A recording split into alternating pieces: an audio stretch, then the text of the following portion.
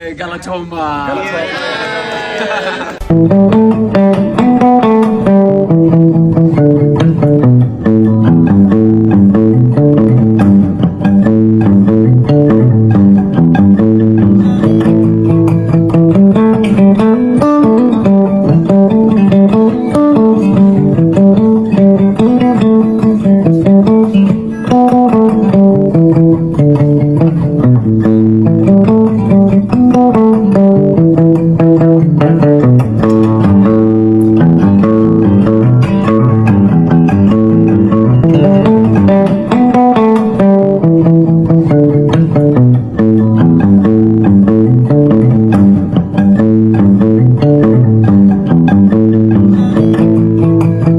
ሰላም ጋይስ አሁን የምንገኘው ወንጪ ነው።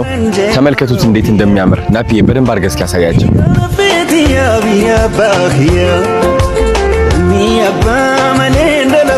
ጋይስ የሚገርም ነው። ቡና ተዘጋጅቶልናል። ቡና ሴረሞኒ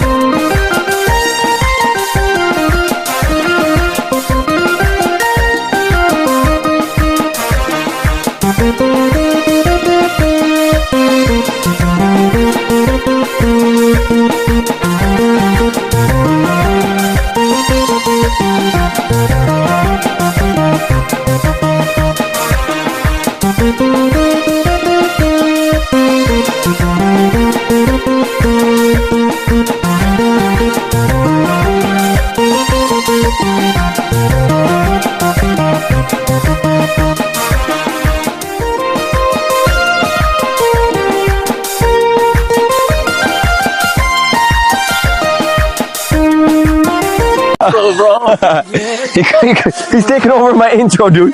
He's taking over. Salam guys, we are here. My name is Adonai. Four. Oh yes. Dylan is the 444 family. Yeah, I'm the 444 fan. Yes, Abba. I was supposed to get something in my side of my head. You're gonna get it once we go back. Yeah. 20. Everyone loves saying in the comments the best barber in Ethiopia. What? Explain the trend. Oh, because he's the best barber, but he's been underestimated by a lot of people. Oh, so is it like a competition? He was made fun of. People didn't believe in him. He was persistent. He tried his best to become international. And then he found you and is like, it's been So should we get him to shave my head? Maddie's Give me the worst haircut. Maddie's gonna kill you. Yeah, we should get my haircut then. Yeah. And plus the Line 20. me up. And the plus the 20. Yeah. You gotta write that 20. Best barber in Ethiopia. ዛሬ በዓለም አቀፍ ደረጃ በሚሊዮኖች የሚቆጠሩ ተከታዮች ያሉት ታዋቂው የዜናና የኮንተንት ክሬተር ዴላን ፔጅ እና አዶናይ አስገራሚ ቆይታቸውን በኢትዮጵያ ቀጥለዋል። በአሁኑ ሰዓት ደግሞ የሀገራችን የተፈጥሮ እረፍት ወደሚሰጠው አስደናቂው የወንጪ ሐይቅ አቅንተዋል። ትኩስ መረጃዎች እንደሚያመለክቱት ዴላን ፔጅ እና አዶናይ የኢትዮጵያን ተፈጥሯዊ ውበት ለመቅመስ ወደ ውቧ የወንጪ ሐይቅ ወንጪ ክሬተር ሌክ አምርተዋል። በስፍራውም በነበራቸው ቆይታ የአካባቢውን አስደናቂ ተፈጥሮ ከማድረግ ባለፈ በባህላዊው መንገድ የፈረስ ግልቢያን ስፖርትን ሲለማመዱ ተስተውለዋል። ከቦታው ከሚወጡ ምስሎችና ቪዲዮዎች መረዳት እንደሚቻለው ሁለቱም ክሬተሮች ካጋጠማቸው አድካሚ ስራና ጉዞ በኋላ በተፈጥሮ ንጹህ አየር ሙሉ በሙሉ ሪፍሬሽ እያደረጉ መሆኑን ከፊታቸው ላይ በሚነበበው ከፍተኛ ደስታና ፈገግታ በግልጽ ይታያል። ይህ በፈረስ ላይ ሆነው ያሳለፉት ቅጽበት በማህበራዊ ሚዲያ ላይ ከፍተኛ መነጋገሪያ መሆኑ አልቀረም። Rating briskets all over Texas. This is even better.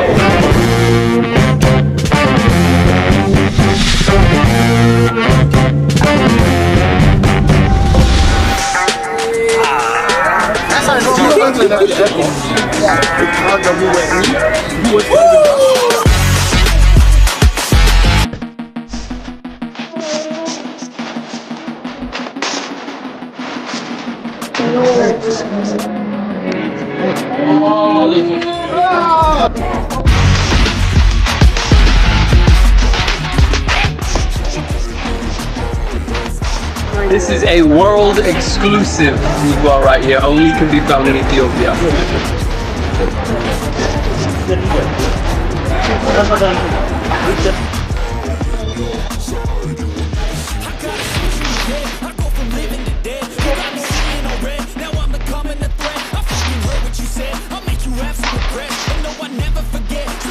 እዚህ ጋር ግን ለአብዛኞቻችን ትልቅ ጥያቄ የሚሆነው በአሁኑ ሰዓት የዴላን ፔጅ ወደ ኢትዮጵያ መምጣት ጥቅሙ ምንድነው የሚለው ነው። ሁላችንም እንደምናውቀው በአሁኑ ወቅት ሀገራችን ኢትዮጵያ ውስጥ በርካታ ፈተናዎች አሉ። የሰላም እጥረት መኖሩ፣ የኑሮ ውድነት ከቀን ወደ ቀን እየከፋ መምጣቱና የህዝብ የዕለት ተዕለት ህይወት በብዙ እጥረት የተሞላ መሆኑ እውነታ ነው።